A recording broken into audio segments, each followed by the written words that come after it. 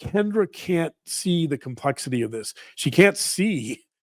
She understands at some unconscious level that her attraction to Owen is inappropriate, right? And not normal. She understands that society is not going to approve of that, I think. But what she can't do is she can't figure out a way to get Lauren out of this triangle. She makes it into this really unhealthy competition where, unfortunately for Lauren becomes kind of in the splitting, Lauren becomes kind of the bad person. Hello, everyone. My name is Lauren Matthias, and this is Dr. John Matthias, my co-host of Hidden True Crime, also a criminal psychologist, and I am a former broadcast reporter, still a journalist, once a journalist, always a journalist. And we're here to break down what all of you have been requesting us to do. I mean, we're talking request after request after request every day, multiple requests a day for us to break down The Unknown Caller, the latest Netflix documentary that has all of our heads spinning by our friend, Skye Borgman. Skye Borgman directed it. Well done, Skye. It's left us all kind of crazy. Spoiler alert. If you have not watched this documentary and you don't want to know how it ends, go watch it, come back, and here we are. So there will be some spoilers in this episode. And with that, I also want to say, babe, you look very dapper tonight. I can also say that because not only are you my co-host and a criminal psychologist, you're also my husband. So don't worry, everyone. I can say that to you. You look pretty dapper yourself. Look at the have I seen that necklace? I don't think I've seen that necklace. So it's a sweater. So no. It's a sweater. Okay. It's a new one. I haven't seen the sweater then. Yeah. Well, thank you. I appreciate that. There was clearly some competition for me tonight with you looking so nice. So thank you. Yeah, and so that's exactly what Kendra experienced. Kendra Licari. Kendra, yeah, that's exactly one of the issues that Kendra Licari has struggled with, right? In explaining this particular crime. Certainly that's something we need to consider. So, but we'll get there. We won't get there right away, but I don't even know where we start. Do we start with the spoiler? Yeah. Do you want to start with the spoiler or do you want me to? Why don't you start with the spoilers since people can take it out on you? All right. Fair enough. So this movie is about a high school cyberbully who cyberbullied a girl, Lauren, relentlessly, not me, another Lauren with a Y, relentlessly, as well as her boyfriend, Owen, and other classmates for months and months and months, suggesting they self-harm, saying the most horrendous things you can imagine. Go watch the movie to understand all these horrendous things, or Dr. John will get into this. The principal got involved, the school got involved, police got involved, and then the FBI got involved because it was this bad. And who was it behind the cyberbullying? Lauren's own mother, Kendra. There's your spoiler. And everybody's saying, help us understand, Kendra. Why would a mother do this? So I'm going to let you take it away from there. Right. So there's a lot to unpack here. I think that is the fundamental question that everyone is asking us. And it's actually the fundamental question that the movie asks. So it's interesting that after Kendra's identity is revealed as the cyber stalker, nobody can believe it. People's first response to that is, I don't believe it. So Jill McKinney, who's Owen's mother, she says, I don't think it's her. everybody seems to be in denial. And the reason they're in denial is because Kendra has been a high school coach for Lauren on multiple teams. She helps out at school a lot. Like, at least on the surface, she presents as someone who doesn't seem to have a vicious bone in her body, or at least someone who seems to be helpful and interested in helping her daughter and helping the school. So she doesn't seem to be particularly antisocial, right? She doesn't seem to fit the profile of someone who might engage in this type of malicious activity. So without a doubt, that's the big question. The question is, why does Kendra Licari, who is Lauren Licari's mother, why does she engage in this type of really malicious behavior towards her own daughter? Her Right? own That's daughter, her her own own daughter. daughter. And so the first half of this documentary raises the question of who. This first half of this documentary is a who done it, and then the second half becomes a why done it, in terms of Sky's kind of she tries to tease out, Sky Borgman, the director, tries to tease out possible explanations for why this crime, it's felony. It turns out to be there's 2 counts of stalking a minor that she's found guilty of, or she actually takes a plea deal, and she spends roughly a year and a half to 2 years in prison for that crime. So it's interesting. We'll talk about some of the theories. You know, one of the more interesting theories is put forth in the second half of the documentary by the principal, who essentially says he believes it's a case of cyber Munchausen's.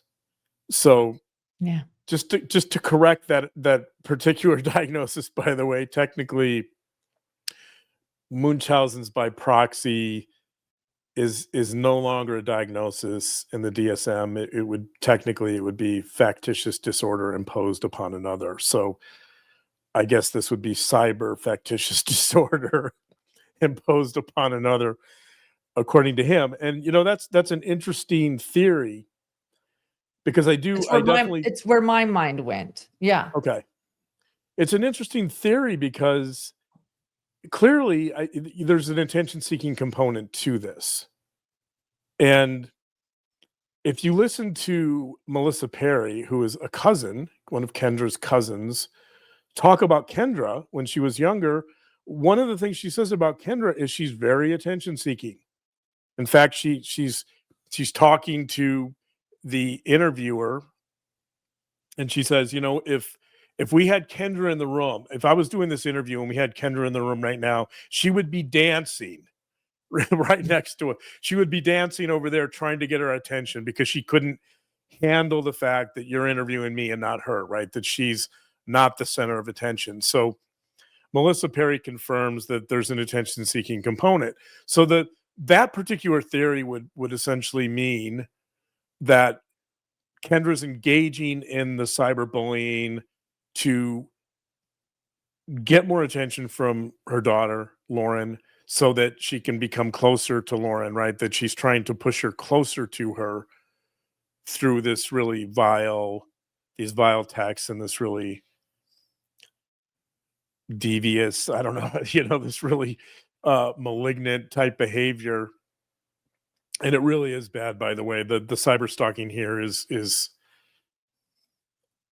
just some of the texts are just unthinkable. I'll read It's some of them a little horrendous. later. It's horrendous. Yeah. It's why children why they would do the unthinkable. This is the type of cyberbullying we see in the news that has the most horrendous of results.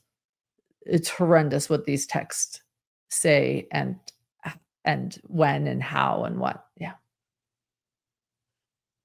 So I think it's an interesting theory, because it does appear that Kendra is very attention seeking, and you know, people in her past, her cousin says that. It seems like that's a really predominant feature of her personality. And so that makes sense to a degree that she's engaging in the cyberbullying to upset her daughter, to traumatize her daughter so that her daughter turns to her for comfort and attention, and actually would probably increase the dependency in the Mhm. relationship, right? That makes a lot of sense. However, there's a big however here, and that is that Munchausen's by proxy or factitious disorder imposed upon another often involves a third party. The part that's left out of that theory is that usually there's what we call triangulation going on, meaning that Munchausen's occurs between typically a mother, a child, and hospital or health, healthcare professionals at the hospital, typically a doctor.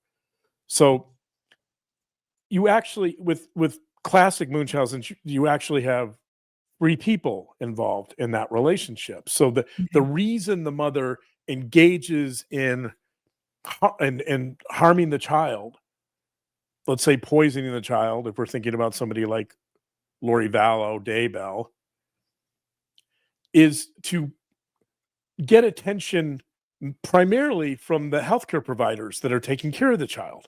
So by showing up over and over again and looking like the hero or the heroic caretaker that's saving the child from this false illness, the attention comes from the third party. It also might Okay. come from the child to some degree. But I think a lot of children that are victims of Munchausen's, they have a lot of mixed emotions about it because they sometimes sense that things aren't right, that something is going on that doesn't fit, that somebody might be harming them, right? There's this intuition, I think. And so it's not like the children of Munchausen's, some do, some don't, but it's not like they will gravitate towards the abuser for attention all the time. They might do that to some degree, but one of their primary motives really is to get attention from a third party.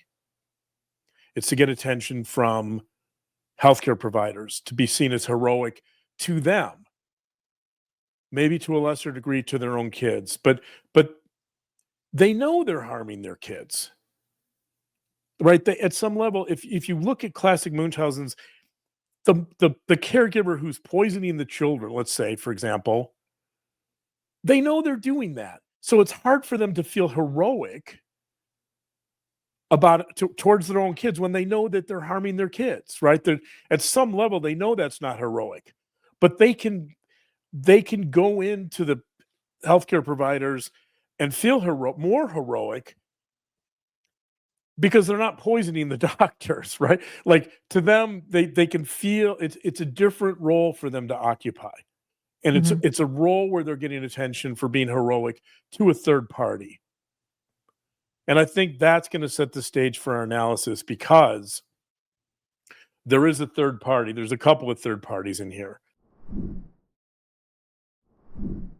In true crime, there's always a mystery to solve. But here is one mystery I don't have to wrestle with anymore. What wine to buy? I used to stand in the store staring at that wall of bottles like I was cross examining a witness, totally overwhelmed. Then I found Naked Wines. This podcast is sponsored by Naked Wines. It's a wine club that cuts out the middleman and connects you directly to independent winemakers around the world. That means world class bottles delivered straight to your door at up to 60% less than what you would pay in stores. The other night, my friends and I opened a bottle of Naked Wines Cabernet. It was the perfect way to debrief after a very, very long day. The quality is incredible. And honestly, each shipment feels like uncovering new evidence better and better every time.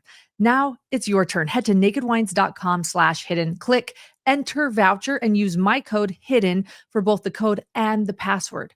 You'll get 6 bottles of wine for just $39.99 with shipping included. That's $100 off your first 6 bottles. Don't let this deal be the one that got away. Go to nakedwines.com/hidden and use code hidden today. Cheers.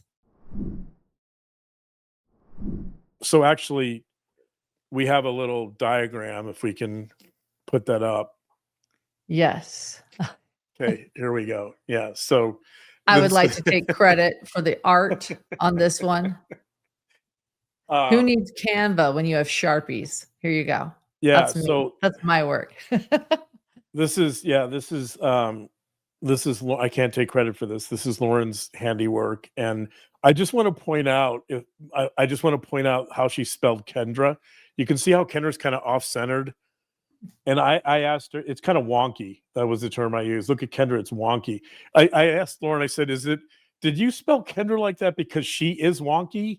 Or was that just a mistake? Like, I wasn't clear if she was like trying to mimic the psychological profile of Kendra because We'll say it's on purpose, but honestly, I was just trying to squish it so that I could fit it in a circle because you said the females have to be in circles. And I thought, how do I get Kendra to be a circle and not so much an oval that was squishing it? So, but yeah, wonky. It was totally on purpose, wonky. But yes. yeah, it's wonky. You know, you inadvertently by spelling Kendra a little wonky, you kind of mimicked her psychological profile. That I did. There you go. So I'm talking about how Munchausen's by proxy often involves a third party. So I think if we want to really understand what's going on here, we need to bring in a third party. So this isn't just a relationship between Kendra and Lauren. We might say that that's the primary relationship. But there's two other parties involved here. So you see Owen. Owen is the boyfriend. Owen's name is Owen McKenney. He meets Lauren in high school when they're 12. They start a relationship when they're 13. And then somewhere at the age of 13, that's when these texts start. And when they start, Owen and Lauren have already been dating. They're in a relationship. They're well known at the school. People at the school refer to their relationship, quote, as the golden relationship, unquote. Some people refer to the relationship as the forever relationship. So people at the high school are seeing this as a very healthy, positive relationship. They see this as a relationship that they apparently think is going to last and has a lot of staying power. So that's important because Owen is going to play a big role in this. When we talk about with Munchausen's by proxy, when I talk about healthcare providers kind of being the third wheel or the third leg of the triangle, Owen becomes that part of this triangle. Okay. So and I'll explain all this, but so we have to you can see attention-seeking behavior for sure in terms of getting Lauren to maybe move closer to Kendra through the bullying. But let's actually look at some of the history of this. And so and I'll explain the chart in a little more detail in a little bit. For our purposes, however, if you look at Lauren and Owen, so the circle around Lauren means that's for females, the box, the square, that's males. The green lines refer to a relationship that's overly close. Or psychologists or mental health providers, family therapists, typically we use the term enmeshed. Enmeshed means there's some degree of dependency. There's some degree of a relationship that's overly close. So the green lines in this diagram represent what I would describe as an overly close relationship, that there's a lot of dependency going on. I drew a circle. So there's two circles. There's Lauren and Owen. So I drew is it red or orange? I had you draw the orange. That one's orange. I had you draw the orange circle around them. That means there's an alliance there. That means those two are aligned in some sense, kind of aligned against the world. Let's think of it that way. And then I drew I had you draw the blue circle around Kendra and Lauren, showing that at least for Kendra, and probably for Lauren too, that they too have a bit of an alliance. They too kind of see their relationship as set apart. So another interesting thing about this diagram is you can see Sean up there in the right. Sean's kind of the lone wolf, right? He's right. There's not a lot of lines going on with Sean. Like, he's sort of disconnected from this whole fiasco. And I'll explain the importance of that too. You can see that between Kendra and Sean, there's a red squiggly line.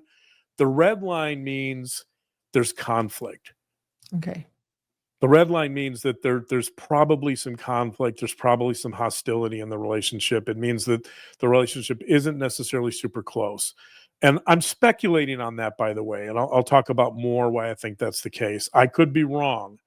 So let me just point out quickly, let me give you a disclaimer here, which is I have limited information about this family and about all of these individuals. I would need to interview them, and I would need to learn a lot more about these families to give you a really in-depth analysis. So this is speculative. There's a lot of uncertainty here. I'm just trying to develop some hypotheses based on my knowledge in this field, based on research in this field, based upon what mental health providers would more than likely kind of see in this situation. So, but it is speculative.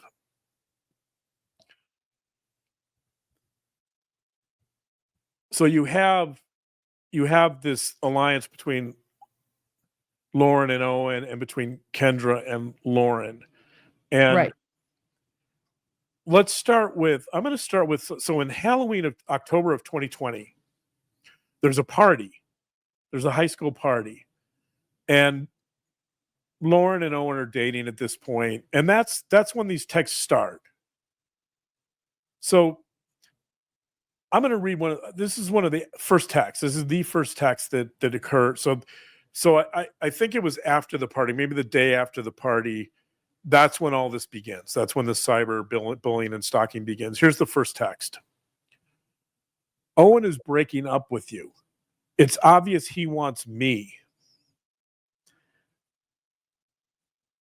So there are other texts around that. Here's another text from that time. Quote, "You are the ugliest person I have ever seen." There's a lot of text in here. So this goes on for a year and a half. There's a lot of texts about physical appearance, by the way. There's so many texts about physical appearance. So we're going to learn, or we can infer from that physical appearance is a big part of this story. Right. And we'll get to that too. But the reason I'm going to read some of these initial texts is because it's really going to set the storyline. It's really going to give us the narrative. So the first text that's sent is about Owen, right? It's not about Lauren. It's not about the relationship between Kendra and Lauren. It's about Owen. Owen is breaking up with you. It's obvious he wants me. Then the texts stop for almost 11 months. They start up again in September of 2021.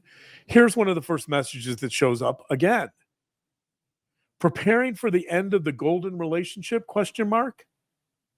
Owen loves me, and I will always be the girl he loves.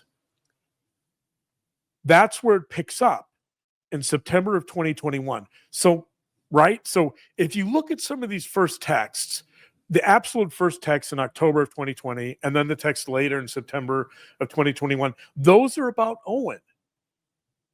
And those are about the relationship. And so this person, who we know is Kendra, is basically saying that,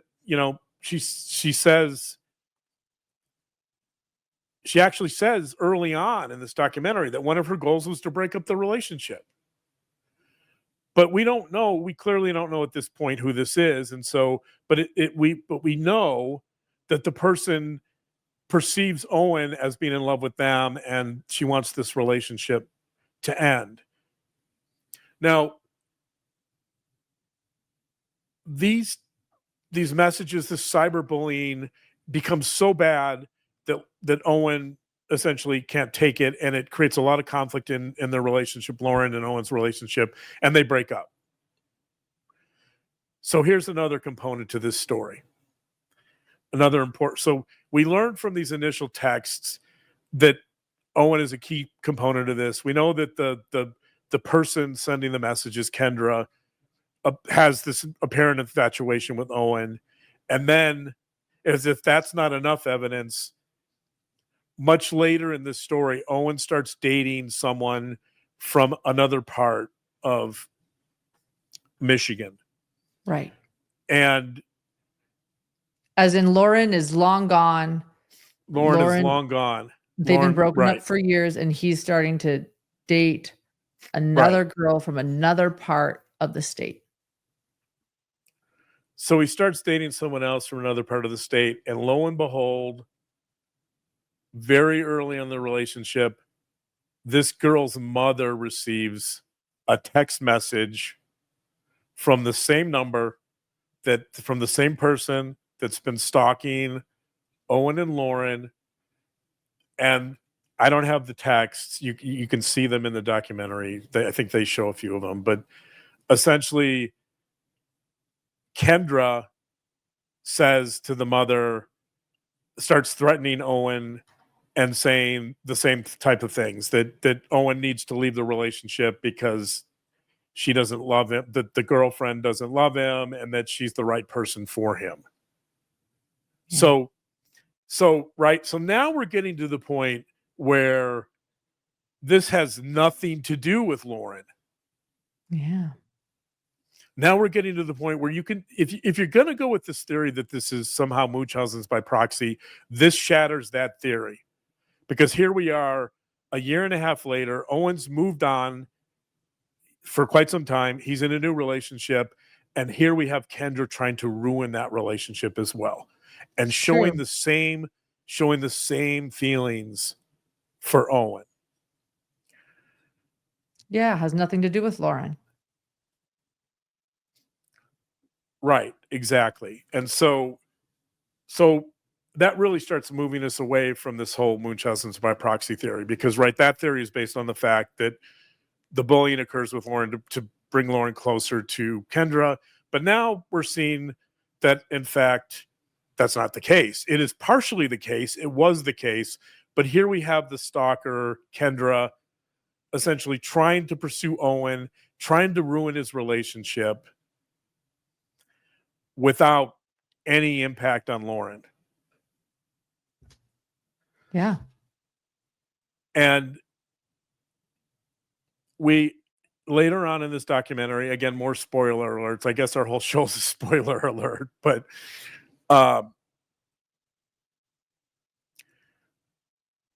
Jill McKinney, who's Owen's mother, she says essentially that she believed that Kendra was obsessed with Owen, that he wanted a relationship with Owen, and that even after they broke up, that Kendra would flirt with Owen, that she would text with Owen. Again, this is after the breakup.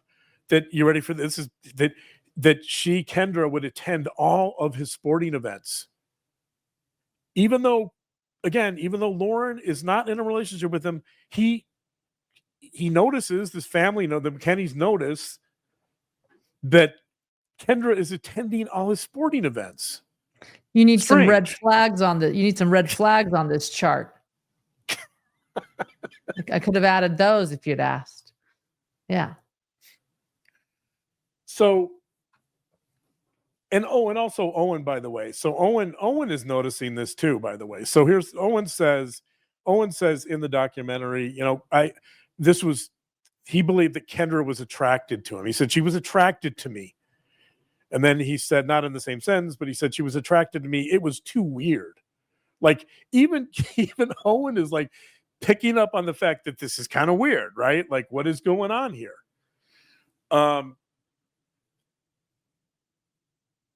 So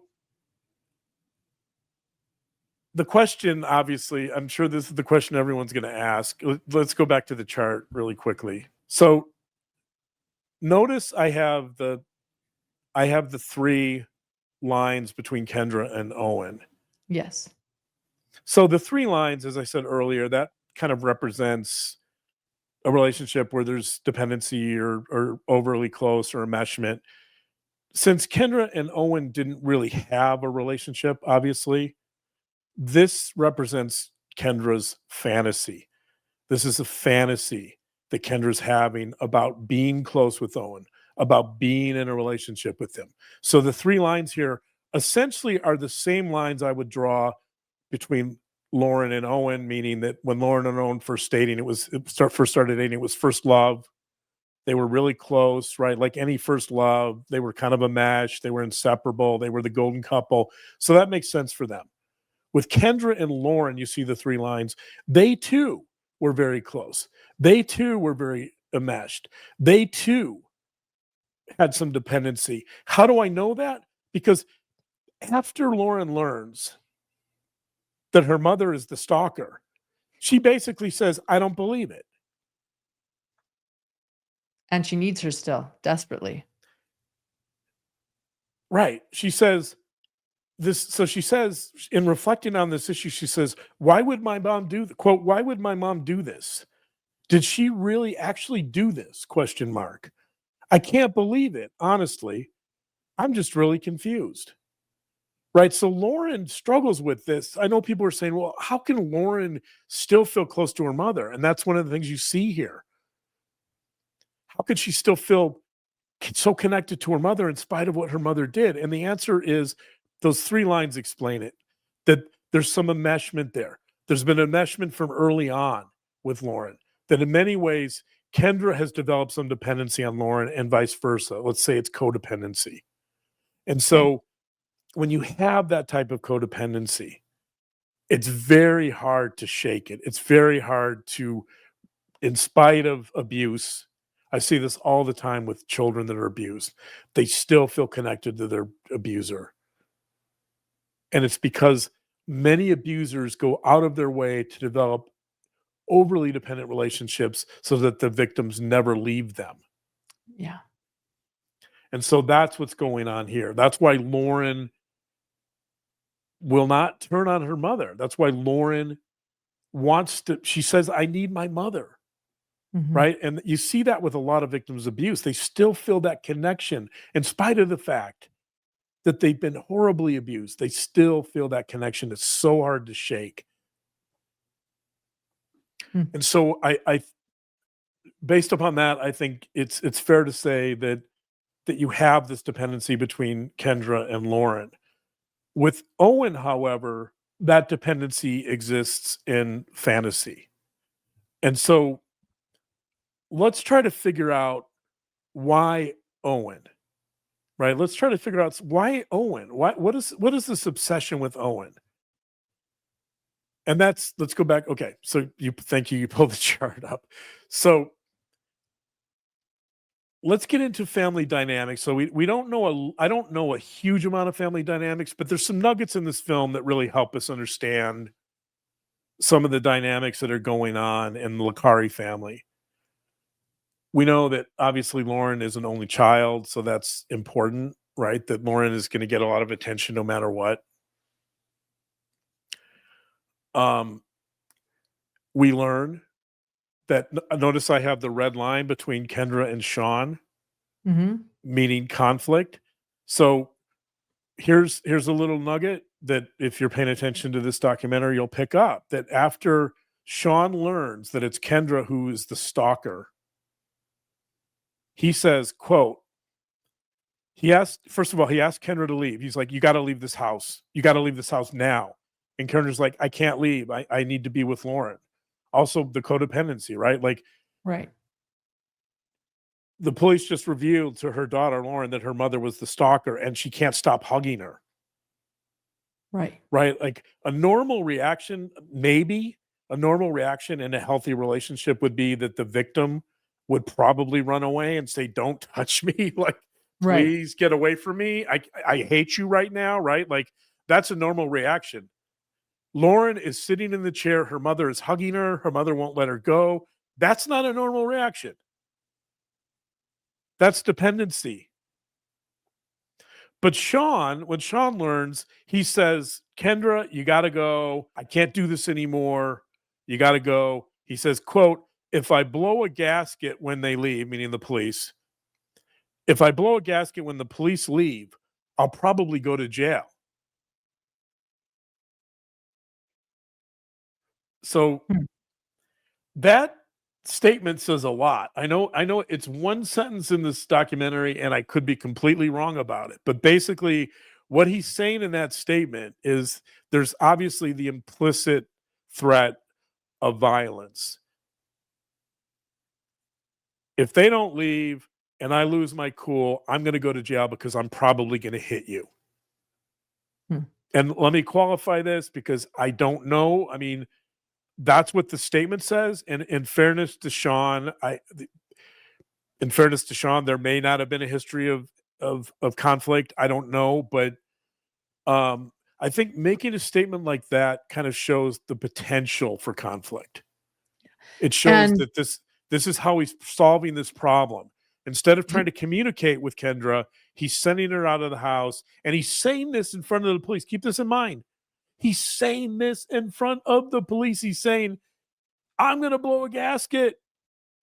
When you guys leave, I'm going to blow a gasket and I'm going to go to jail because I'm going to get violent with her, right? Like that's what he's saying essentially. So he's also upset that he found out that she lost her job and was lying about her job and all the debt collectors that were coming and not doing their house payment. But that was a little bit later. That's correct. And I'll talk about that too. So, but my point is, if you look at that one statement and you draw some inferences from it, and again, I'm qualifying this. Sean seems like a nice guy.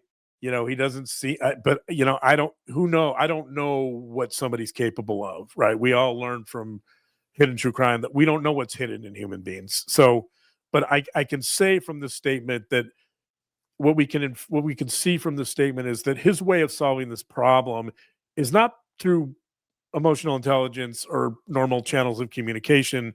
It's his concern that he's going to blow a gasket and go to jail. It seems reasonable to say based on that. I'm not saying there's been any physical violence or domestic violence previously. I don't know that. Maybe there has been. I don't know for sure, but what I am saying is that there's conflict. That I think that the way this couple is communicating and solving problems shows that some type of atypical communication is going on. It could be emotional, it could be it could be psychological. So I don't know if it's physical. He's certainly implying physical here, but that's the larger point is that I think this marriage is not ideal. And let's get back let's talk about what you just said. The 10 years so Melissa Perry, the cousin, also says, I think that Kendra's been lying. So she's lied about all her jobs. She hasn't had a job for several years. She's lied about, she gets up every day and pretends she has a job that she doesn't have. She never had. So she's lying about everything. She's lying about working, her employment. She's lying about finances, right? That too tells us a lot about this family. That tells us about family dynamics and how they're communicating. For whatever reasons, and again, I don't know if this has anything to do with abuse, probably not, but let's just say for whatever reasons, Kendra feels like she can't tell the truth to Sean. Yeah. Kendra feels that she can't communicate honestly with her husband. And that too tells me that this couple is not communicating well. This couple is not solving problems well, right? There's a lot of inferences we can make about this marriage that perhaps this marriage has not been ideal. Perhaps this marriage has had some problems. I think at a minimum, I can say that this is a family. This is a home that's filled with secrets and lies. Clearly. And it's filled with no real open, authentic, emotional communication. There's real that I think I can say there's probably a limited emotional connection going on in this marriage. And on that issue, by the way, earlier in this documentary, one of several of Lauren's closest friends say, quote, Lauren, so we're talking about Lauren here, not the couple, not the marriage, not the spouses, quote, Lauren never showed any emotions. And she only talked about sports. She was always to herself, meaning she always kept to herself. And one of the friends said, she never talked to me about the most important things. She was a quiet person, right? That's interesting in the sense that that's consistent with the family dynamic where there's no communication, there's no emotional intelligence in this family, or I should say limited. I don't want to say no, but her friends are also seeing someone who is quiet and isolated and struggles to communicate things that matter to her, things that are emotional, things that are important. Lauren struggles with that. And that makes sense, right? If you think of the parents as setting the tone in that home and modeling good communication, good problem solving, good emotional intelligence, right? That's not happening. So it's not only showing up in the marriage, it's also showing up in Lauren. Yeah. She showed very little emotion in her interviews. Yes, She had a very flat affect the entire time. I thought, depression or, you know, just yeah. exactly. And so if we take all those pieces, and I know those aren't that's we're just I'm sure if I were to interview this family, I'd get a lot more information. So I'm just taking some little nuggets and I'm making inferences. And again, I'm going to qualify. I could be wrong here.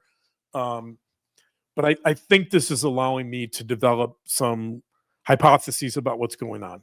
So if we see this family and especially the spouses, the couple, as having problems with communication, engaged in some conflict, now we can start making more sense of why Owen is pulled into this drama. So if you put up the diagram again, when Here you you are. see typically a lot of times when couples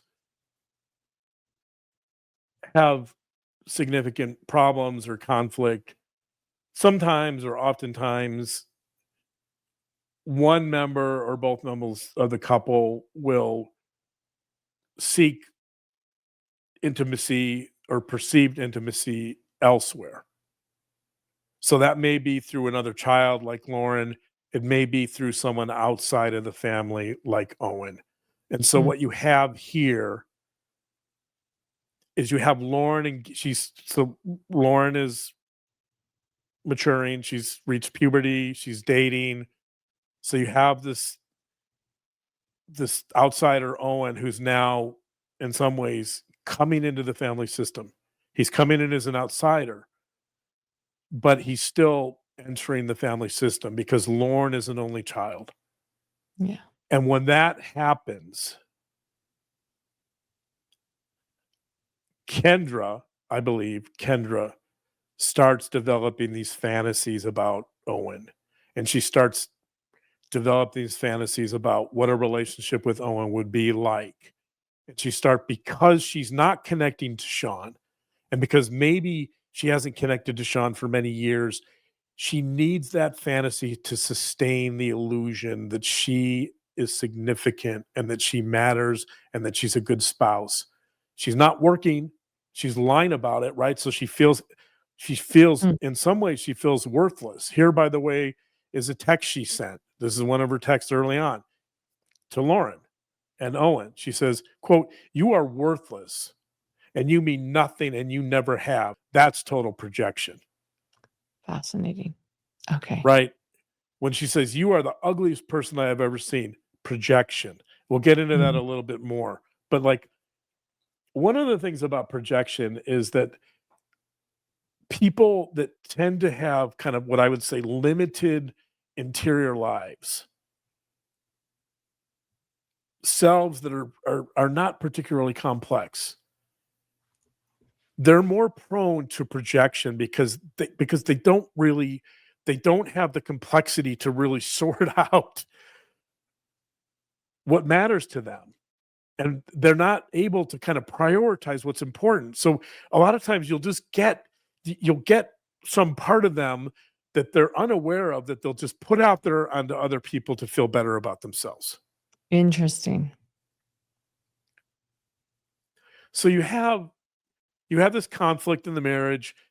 You have Owen coming into the family system. Owen too is like Lauren. He's 13. He's in puberty, right? She sees him as a maturing male, right? She starts seeing him as maybe a suitor of sorts or like Yeah. and even though it's in fantasy, that's how she sees it. She sees Owen as a cure, as a panacea to all of her marital problems. She sees Owen as a way to get out of this conflict. In fact, Kendra has some insight Or into this later.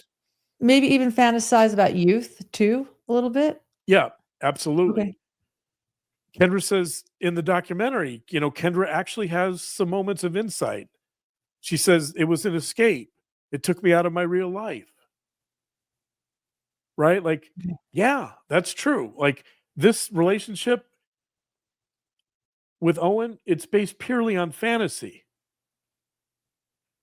If you go back to the diagram, you'll see also, so with Kendra and Lauren, I also drew a red line, meaning that there's conflict.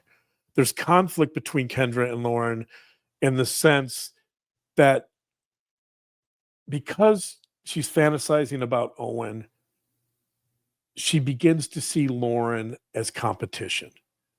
Okay. There you go. She As a begins threat. to as a threat, right? She sees Lauren as a threat to Owen. If she's going to have Owen and she's going to live in this fantasy that Owen loves her and wants her and has to be with her, then obviously Kendra has to be removed. And Kendra has to, has to be removed from the picture. Otherwise, I mean, Lauren has to be removed from the picture, and their relationship has to fail so that then Kendra can perpetuate this fantasy of true love, There you and go. right. And so you have, that's another really interesting part of this analysis is when you have those green lines and the red line next to each other, you have a situation where it becomes like a approach avoidance situation. So the So dependency means Kendra and Lauren have both the green lines and the red squigglies. That's what we're referring to. Approach avoidance. correct. Okay. Yeah, and it's primarily, by the way, this is primarily one directional from Kendra to Lauren. Lauren and Kendra have this dependency with each other, the green lines, but Kendra has conflict with Lauren more in terms of seeing Owen as like a viable romantic partner. And a lot of these texts, by the way, I can't read. A lot of them were super sexual. Yeah. They were. And They're so if you shocking. want to see just how much she's fantasizing about this romance, this perceived romance with Owen, you just have to, the documentary plays a lot of them. I'm not going to repeat some here. I have Yeah, some let's not. written Let's down, not. but I'm not going to repeat them. It's sufficient to know that Owen is the object of Kendra's sexual desire. So this isn't just a fantasy about resolving all of her marital problems and finding her happy ever after. This is more than that. This is also that she desires him sexually. Wow. You have the sexual component. And so in that sense, Lauren becomes this competition. Wow. And I think in order to understand this dynamic, I think we need to back up a little bit and talk about some defense mechanisms. So a defense mechanism is a way of coping with the world so that we can it's a way to avoid reality to some extent so that we can function in the world, so we can cope with the world. So like one of the most common defense mechanisms that people would know is denial. That Right. if something is overwhelmingly difficult to hear or to process, we deny it. And so an example of that from this documentary is that when Kendra's confronted about how this all started, she said that she didn't start the texts. She tells police, well, I didn't start this. So in October of 2020, she wants us to believe that somebody else began the text threads. There was someone else who started the text threads and started the stalking. And this is what she says, that she became involved because she essentially wanted to flush out the stalker. She wanted to find the stalker's identity. That's why she picked up the text thread in September of 2021. That's her argument. That's denial. How do I know that's denial? Because the reality is that the FBI has the evidence showing that the very first text ever sent came from Kendra. Okay. Kendra Right. is unable to accept the fact that she started all of this. She started the stalking, right? So that's denial. That's her unwillingness and inability to accept the reality that she was the stalker from start to finish Yeah. and that she did this There was no one else. But that's her story, right? So that's denial. But I think if we're really going to understand this a little deeper, we have to understand a defense mechanism called splitting. And so if we think of one way to, let me see, it's kind of one way to think of splitting is splitting occur. I'm going to reference a psychoanalyst. Her name is Melanie Klein. She's brilliant, brilliant psychoanalyst, now deceased. I think she passed away in like 1960, but I would consider her to be one of the most influential post-Freudian psychoanalysts. And she had this theory that infants, young infants, less than 2 years old, often less than 1 years old, they occupied different positions. She called them positions. And the first position was what she called the paranoid schizoid position. And typically that would occur between between birth and like 8 months. And if you think about a child being born, essentially that child in those very first days of existence, that child does not know how to make a distinction between themselves and the world. So Yeah. everything to that child is it's what I would call all me, right? The child, everything in that child's existence is them. It's complete narcissism.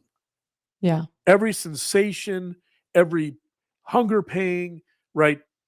Everything that child experiences, they think is coming from them because they can't distinguish between themselves and the world. They can't make that separation. Okay. Roughly at 4 months, however, give or take, most children start developing the capacity. So by the way, that all me situation, oftentimes there are human beings that never separate. They never get away from that.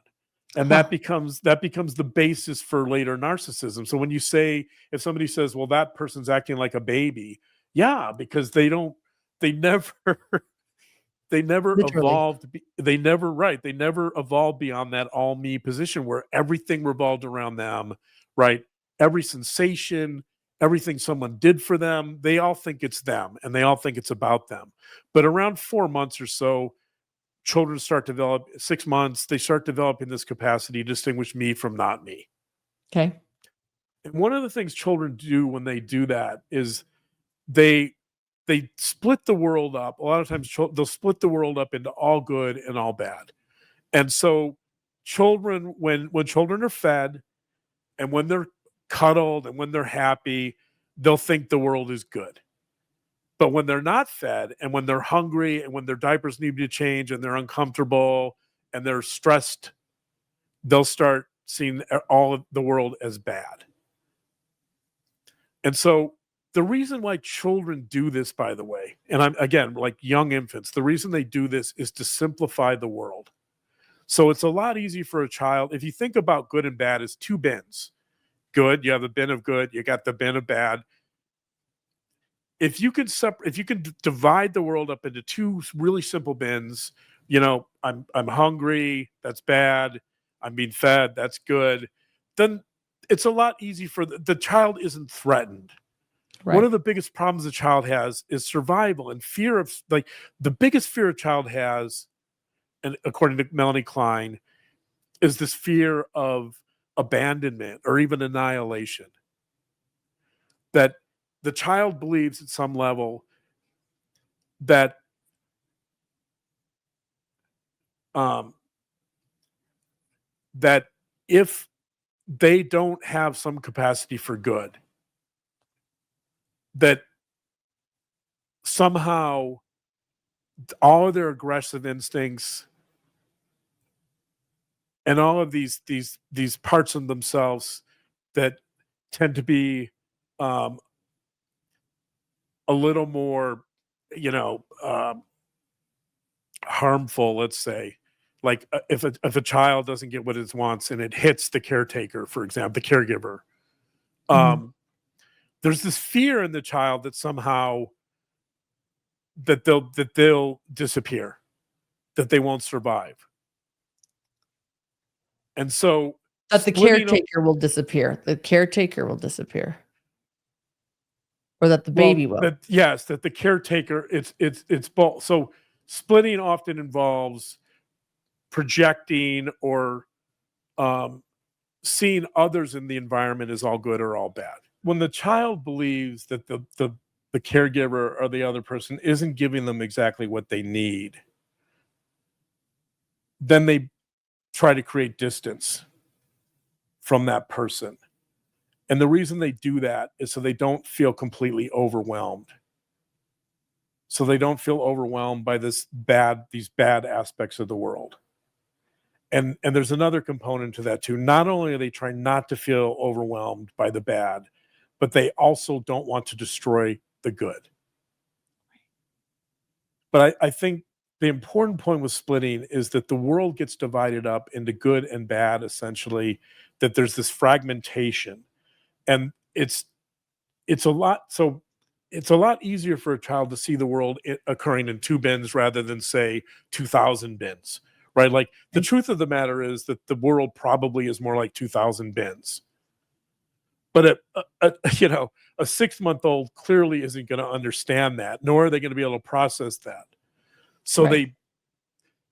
they make it really simple, and everything is good and bad, and you have sort of this fragmentation and this compartmentalization going on.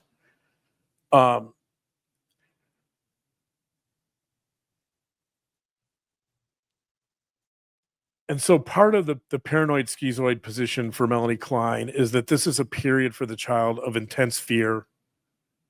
There's a lack of integration of the good and the bad, right? The splitting by definition is that the good and the bad are separate, and that's how the child perceives the world. Okay. And this is considered a very primitive defense mechanism. And the reason that's true is because ultimately, when a child reaches the next stage for Klein, which is called the depressive position, the child is able to recognize the world and others as separate, and the child is eventually able to integrate the good and the bad elements, those good and the bad parts of themselves. And when the infant can do that, then presumably, so if we think of the good and bad, if we think of the good as love and we think of the bad as hate, ultimately the goal for the infant is to integrate kind of both these loving and hateful feelings towards the same person or object simultaneously, right? So we would call that maturity. It's not, for a lot of us, that takes a lifetime.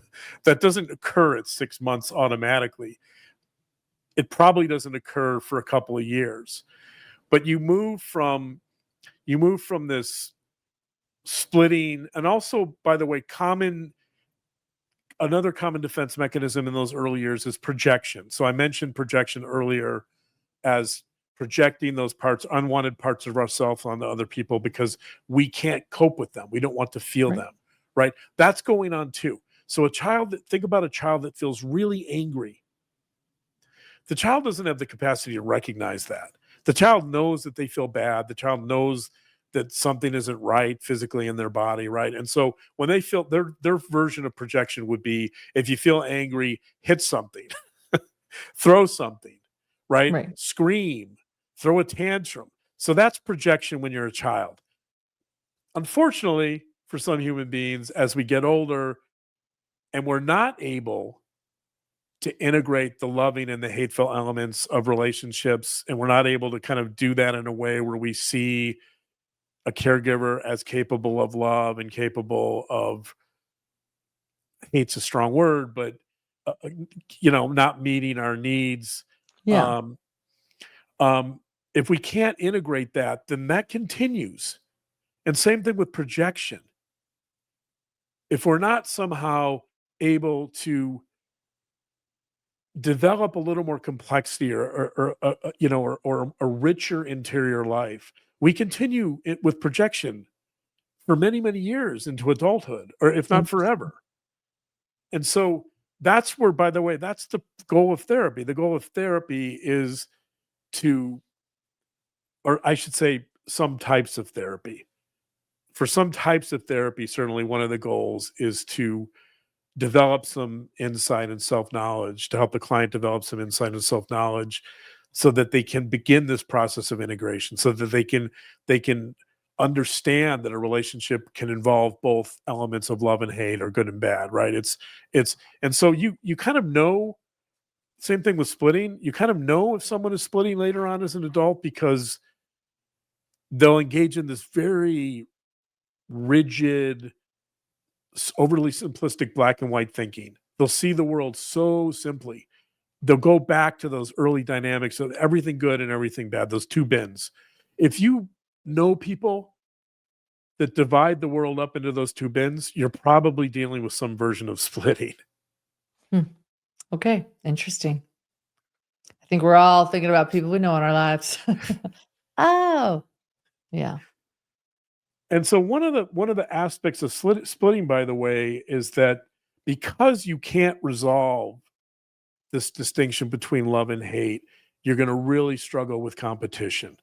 And so this is going to take us back to Kendra. So that if you go back to the diagram, the circle around Kendra and Lauren and the red line and the three green lines, that's a version of splitting. Think of the red line as love. I mean, the green lines as love. I called it dependency, and think of the red line as hate. Right? Ah, It's trying to resolve those opposites. It's trying to resolve that dialectic between love and hate that Kendra cannot do. And one of the reasons, so which by the way tells us that there's something very primitive with her, something very yeah. infantile about Kendra. Yes. But one of the issues with splitting is that when you encounter competition, when you engage in competition, there's a tendency to see competitors as all bad. There's a tendency to see competition as hateful, right? Huh. And again, it's dividing the world up into the most simplistic categories. And so Kendra can't see the complexity of this. She can't see. She understands at some unconscious level that her attraction to Owen is inappropriate, right? And not normal. She understands that it's society is not going to approve of that, I think. But what she can't do is she can't figure out a way to get Lauren out of this triangle. She makes it into this really unhealthy competition where unfortunately for Lauren becomes kind of the in the splitting, Lauren becomes kind of the bad person and Owen becomes the good person. So Lauren becomes the object and projection of all of Kendra's negative Okay. feelings, and Owen becomes the object and projection of all of her positive feelings. Interesting. Interesting. And so that's why you get, she talks about essentially she kind of over idealizes Owen, and everything she says about her daughter is so negative, including asking her daughter to harm herself. Well, another great example of the projection that was actually pointed out in the film was Kendra referring to talking poorly of Lauren's looks and saying that she was anorexic and tiny, and didn't have a butt or breasts, while we learned that Kendra was actually starving herself and trying to lose weight. I mean, that's a great example that they actually pointed out in the film that she was ripping on her daughter for being very thin while desperately trying to reach that thinness. Right, exactly. Another example. So one thing that comes out from these texts is that there's deeper and deeper levels to this analysis, and that is there's a lot of shame here. There's a lot of inadequacy. And that also, by the way, is often part of this paranoid schizoid position for Melanie Klein, is that one of one of the crucial elements of that position is this chronic insecurity and this chronic inadequacy that follows us throughout life, even from those very early years. It's this chronic shame. And you see that with Kendra in terms of her physical appearance. She makes so many comments, so many negative comments about Lauren's physical appearance, how ugly she is, right? Yeah. How So sad. her outfits, everything, right? Her Right. body, and all of that's a projection. All of that is her own shame. her own shame over her looks, her own shame over her feelings of her own attractiveness, because she can't cope with that, because she can't integrate that, because she can't make sense of her own feelings of inadequacy around her looks. She's putting it on her daughter. Yeah. And Lauren is a lovely, lovely teenage girl too. So there's got to be some jealousy there too. Right, exactly. And that's the other part of this. So the jealousy fits in with the competition. If you see your daughter as competitive for the same person, in this case Owen, of course there's going to be jealousy. So jealousy is definitely driving this narrative, because jealousy goes hand in hand with competition. Yeah.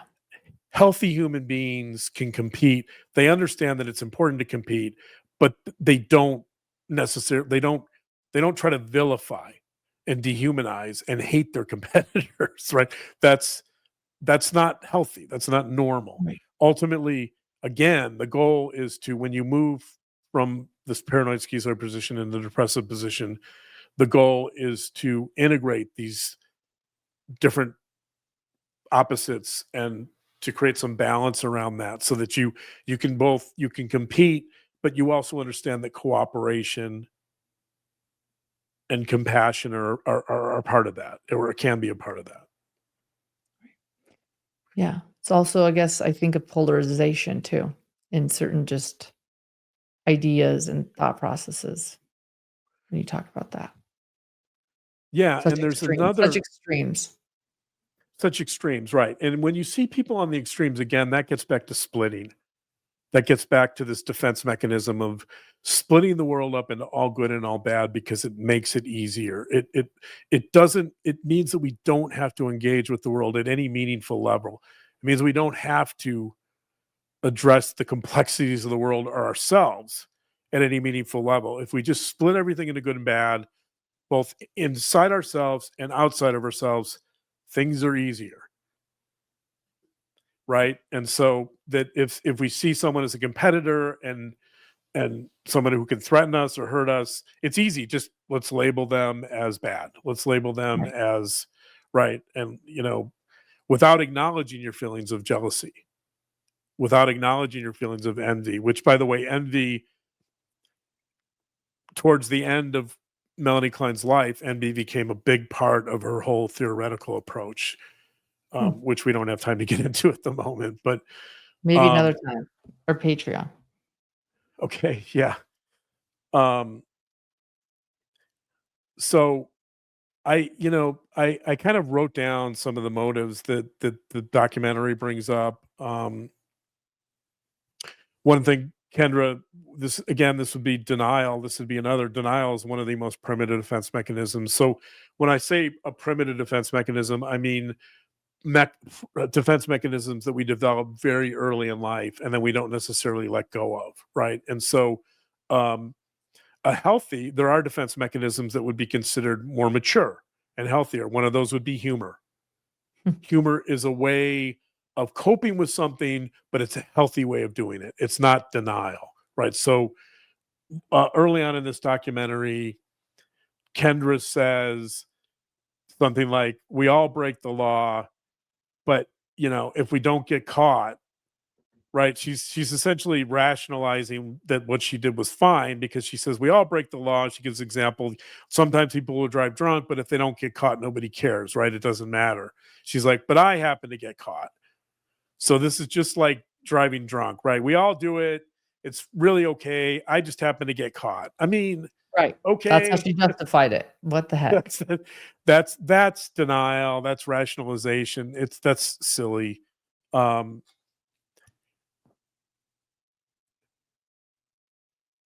Here's some other interesting elements so let's continue with our analysis a little bit here.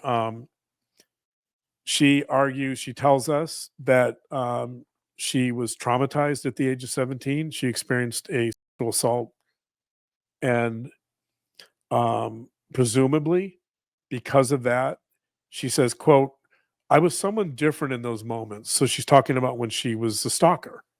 "I was someone different in those moments. It's like I had a mask on. I don't even know who I was." Hmm. Right? That's interesting. I mean, there's some insight there. What she's saying there is that there's some element of dissociation. Yeah. Um, and disassociation, by the way, could be consistent with trauma. It could be consistent with someone being assaulted at the age of 17.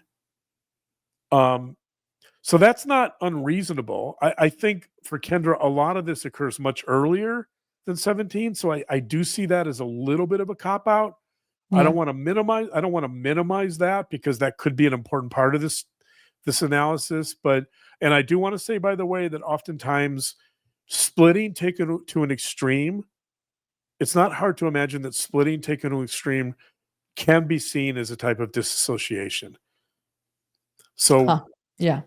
so so she's kind of identifying this as this wearing a mask, right? Like I wouldn't I I would she's kind of identifying this as I would call this more an alter ego than say dissociative identity disorder, which is used to be called that's what it's called now. It used to be called multiple personality disorder. Taken to an extreme, disassociation is different identities. Wow. It's multiple personality disorder, right? And you so a lesser version of that would be um what um Heinz Kohut, who had this theory in self psychology, he referred to it as twinship or alter ego. The alter ego is essentially an alternative self. Mm. The alter ego is often seen as kind of a secondary self. So an alter ego can be both positive and negative. An alter ego, if you think of sports, so let's say a high school athlete is going to go compete in a basketball game, and they're like, okay, I'm gonna put on my Michael Jordan or my LeBron James personality for the game, right? They're gonna try to channel LeBron James for the game. That's an alter ego. They're gonna try to step into that identity and step up their game with it, right? They're gonna play harder. They're gonna pretend they're LeBron James. Alter ego, right? That's gonna help them. That potentially that could help them. But then you have Kendra's alter ego, which is this crazed stalker, right? And she's kind of acknowledging that. She's saying she had this mask on. She doesn't know who she was. What's interesting about that to me is this kind of follows the classic textbook analysis of offenders that you and I talk about all the time, which is that a lot of offenders across the board, stalkers, serial killers, mass shooters, they follow this transformation from helplessness and powerlessness to powerful and dominant, right? Huh. And if you look at Kendra's alter ego here, if you look at these texts, I think the first thing that people will notice about these texts is that they're super aggressive. So aggressive, so They're cruel. they're super aggressive. They're cruel. I would even say that they're violent to some degree. Yeah, they're There's sexual clearly there's when they're sexual. minors, you know? There's this campaign of intimidation. There's this right. There's there. She's trying to create fear in the. She not only does she A create fear bit in of the victims. coercive control and trying to get them to do what she wants them to do. Right. They're threatening. She's obsessive. She's posting 40 or 50 texts a day. There's you've got intimidation, you've got dominance, right? If you look at Kendra in this documentary or like people's perceptions of her, it's the complete opposite. Right? This is someone who's lying about she's not working, so she feels incompetent around work. She feels like she can't master anything in her life. She has to lie about everything. Right? That's part of this identity too. So, in order Mm. to move from this feeling of helplessness and powerlessness, she creates this alter ego that's like this domineering, right? Mm, Intimidating person that's out there like getting everyone riled up, okay. creating all this fear. And it's by the way, the fear is rippling throughout the community, right? It is. Everyone in that high school knows about it. Everyone in the Everyone. community, all the parents are worried. Like, is this going to strike me? They're dividing up it's dividing up the town, pointing fingers at one another, getting everyone against one another, afraid. And right, and so this is what's occurring there. You've got this kind of what I call the classic formula in understanding criminality. You go from helplessness and powerlessness to powerful and dominant, and that's what you see. That's what, if you look at the voice or the person behind these texts, even though we don't know who it is, that's the persona they're trying to create. So that's an alter ego for Kendra. And by the way, that alter ego, you know, we've talked about one of the show Catfish. One of my Yes. favorite episodes is for those who have seen this, it's the Katy Perry episode where this guy Spencer thinks that Katy Perry's in love with them, and it turns out that it's this woman who lives in England who is pretending to be Katy Perry. Spoiler alert, it's not Katy Perry. Katy Perry right. didn't fall in love with some random on the internet that she wrote for years and years. Okay, anyway, keep going. So when they finally catch up with the offender, with the catfisher, what she says is essentially what she says is, I pretended to be Katy Perry because it made me feel powerful and it made me feel alive. That's what she says, right? It's the same dynamic here. When you create an alter ego, so catfishing is about creating an alter ego. Catfishing is stepping into some identity that you don't have, that you wish you had, and then playing that out Hmm. and often harming people as a result of that. Not always, but quite often. And so the goal there is it's the same. It's to feel stronger. It's to feel more competent. It's to feel right. It's to feel mastery. And so you have the same dynamic here. Hmm. That makes sense. Wow. A lot happening. Right. More So than a few squiggly lines on that chart. let's go. Let's get back to. Let me just get back to Sean a little bit here. By the way, so you'll see Sean up there. Sean sort of, you know, the left out of all the dynamics. The blue line, I haven't explained this. The blue line between Sean and Laura means that that their relationship. I think their relationship before all the stalking was a relationship that I would describe as connected. So, Okay. in other words, probably somewhat superficial. They're connected, but they're not particularly close. Okay. However, what's interesting, and this is worth pointing out, towards the end of the documentary, Lauren says of her dad, quote, "Me and my dad have gotten so much closer since this happened." Yeah.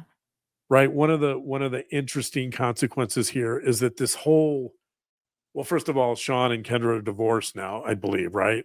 Yes, they are. So Divorced, luckily, I this think this both too. whole Yeah.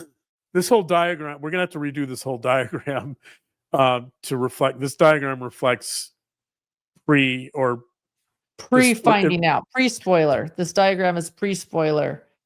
After right. spoiler stuff happens. And so the one of the things I think that's changed for the positive is that I would actually draw now between Sean and Lauren. I would actually draw two lines. Hmm. So I don't think that they're overly dependent. Maybe they are to some degree, but I think for the moment I would consider their relationship as close. But Yeah, she referred to it close as bonded. Yeah. close in a healthy way, close not in a codependent, kind of overly dependent way. So that's one of the real positives I think that's come out of this is that Lauren has connected with her father in what appears to be a fairly healthy manner. Which They do did more things together. with Kendra's enmeshment and codependency, do you think she actually kinda kept that from happening with Sean and Lauren? And then once she was out of the picture, AKA behind bars, uh, that went away? Do you think she sort of made Yeah, it so for they could sure. never get closer? If you look at if you go, you know, during the documentary, there's this incredible moment when the police come over to reveal the identity. You know, they do the big reveal that it's The body Kendra, cam footage. The body cam body footage. cam, right? And what's interesting, one of the interesting things about that, one of the interesting dynamics in the body cam is that, as we talked about earlier, Kendra is physically, she blankets Lauren. She's all over her, right? She won't let her go, right? And so she's saying she can't be alone. She can't be alone. I mean, this is the person that abused her. Right. This is the person that relentlessly abused her and told her to harm herself for a year and a half. And here she is not letting go of her. And yes, I think, and Sean is just kind of sitting in the background. He's despondent. He's angry. He doesn't know what to do. He's telling Kendra to leave, but he's not interfering, right? He's not trying to separate Lauren and Kendra, right? And so that speaks to what you're saying. I think, yes, I think that Kendra's dependency on Lauren is partly a result of the fact that there's marital problems with Sean, and Mhm. she feels like she can get closer to Lauren because of that. But also, she's developing that dependency to keep Sean at a distance. Interesting. Yeah. Wow. Is that it? I mean, that was a lot. But that's all you got? That's it? Well, I could read some more of these texts, but I think we're better off staying away from. I think I've read the main text that kind of shed light on this situation, but yeah, those those are you know, it's a fairly complex analysis, and actually, you know, I could actually add more layers to this if I knew Kendra's biological family and if I knew Sean's, right? Like we could go way deeper with this if I knew more, but I'm limited and obviously to just the dynamic of this particular family. We're not backing up to their families of origin. I think that would provide even more layers Em and more Yeah, depth. agree. Email us if you know more. We can do Okay. part 2. Yeah. Email Yeah. us, we'll do a follow-up if you do know more or if you are family members with them, extended family, and know more at hiddentruecrimeinfo@gmail.com.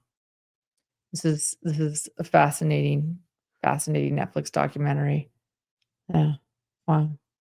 Um, you know, there's TikToks being made saying, "Thanks, mom, for hitting me with a wooden stick and not cyberbullying me. You're the best." Everyone's Yeah. rethinking I their saw that. childhoods after this, going Right. like, "Yeah, Yeah. maybe it wasn't so bad. I was just hit." Just kidding. But I think it's important to keep in Terrible. mind too, before we finish tonight, that, you know, people are just astounded by this, and they should be. It's jaw dropping. It's crazy. It's really hard to process, right? But then again, you and I, we cover filicides all the time. I wish we didn't, but you know, mothers murder their kids. Yeah. Yeah, they do. Mothers abuse their kids in the most horrendous ways too. So this is kind of a variation on that. I also wanna point out how it's also shed light on just how traumatic cyberbullying and cyber stalking is. This is a new thing since the internet's come Yeah. out, a new way to harass and hurt people with the most horrendous of consequences. That, I joked about those TikToks that people are saying, "Thanks, mom, for, just physically hitting me." I made a light joke, but there's a deeper message there, which is people are saying, "This is so bad to do. This is worse. This can be just as bad, if not worse than physical abuse." And I'm not gonna compare. I'm not trying to calculate here. My point is, it also shed the light on this new way to hurt people, which is cyberbullying. And John and I, you and I have been learning a lot about this and the effects, and we're raising a child, and it's horrendous. And I'm grateful that Owen and Lauren are still here and everyone else that was involved. Yeah, and I don't know many yeah. teenagers that would still be here, and I hope that they're healing and continue to heal. This will affect their entire life. And that was said in the movie too, that this that though that teenage, those ages affect your entire life. Your brain is developing. It will affect them forever. What happened to them? And it Yeah, is abusive. on that issue, thank you for pointing that out. I would really like to end on that note by pointing out all of the impact on these victims and the impact of cyberbullying, because you and I are becoming much more passionate about that. I think, obviously raising a child, we have a lot of fear for the future and for, like, I think the laws around this have not caught up with what's occurring. They haven't. And we know people that are kind of invested in this area, and I think we're going to probably collaborate with them a little bit and cover more of these stories, because cyberbullying is so traumatic, and it gives people, like, this whole idea of the alter ego, right? It gives people now have a platform where they can hide who they are. Yeah. People have platforms now where they control, and they can do this so easily. But let me mention some of the symptoms, some of the issues that occurred from the cyberbullying: depression, sadness. Can I mention the S word? No. Self-harm. Depression, sadness, self harm. So Owen talked about getting to the point where he was really concerned about his own safety for himself and self harming. Fear, stress, anxiety, anger, rage, helplessness, insomnia, panic attacks, mistrust, mistrust in future relationships. I could go on and on. The impact of cyberbullying is pervasive, and it's deep, and it's horrible. And unfortunately, I think a lot of adolescents are being affected by this, even adults. And it may not be recognized as widely as it should. And so maybe this documentary will help draw more attention to this issue. Yeah. You can't escape it. That's the problem. It's incessant. There's no escape from it. Right. And there's this uncertainty. There's this constant uncertainty, this constant fear that the cyberbully is trying to intimidate you. The cyberbully is running a campaign of fear and intimidation. And there's this helplessness. You can't turn it off. None of these people can turn it off. They talk about getting rid of their cell phones, but they know that's not going to solve it. They try to eventually the FBI gets involved and figures out who it is, but before that, like, all these people feel just completely helpless. Yeah. It's in your home, in your family, in your house. We've talked about that too. When you are bullied at school, at least that maybe you can go to bed at night and have a moment of escape. But when it's cyberbullying, it's continuous and ongoing. Right. And It's incessant. 24/7. It's 24/7. And if you look at this from a psychological standpoint, it's sort of like gambling. Like, it's called variable reinforcement. You never know. They never know when the next text or message is going to occur, right? So they live in this constant state of panic and fear. Yeah. Yeah. Anyway, thank you. Yeah.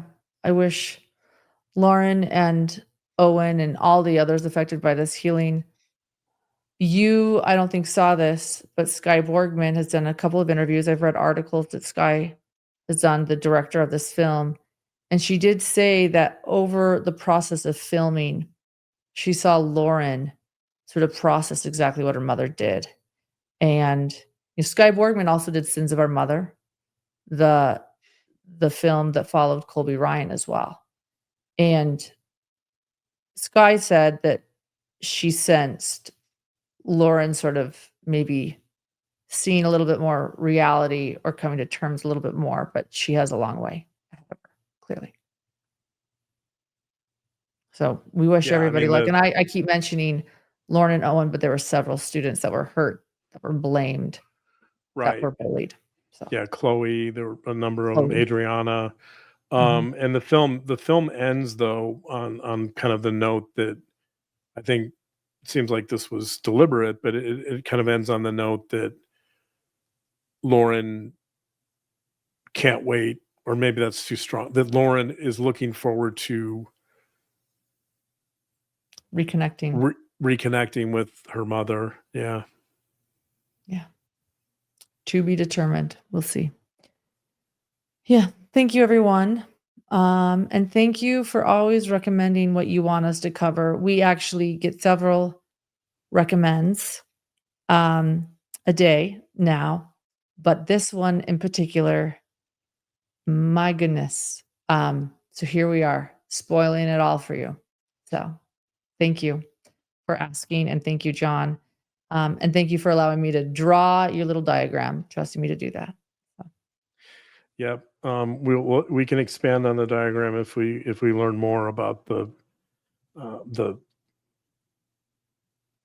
their Kendra's and Sean's and their families of origins and kind of their family histories too. But we'll save that for another day. all right. Thanks, everyone. Have All right. a great night. We'll see you. Good night.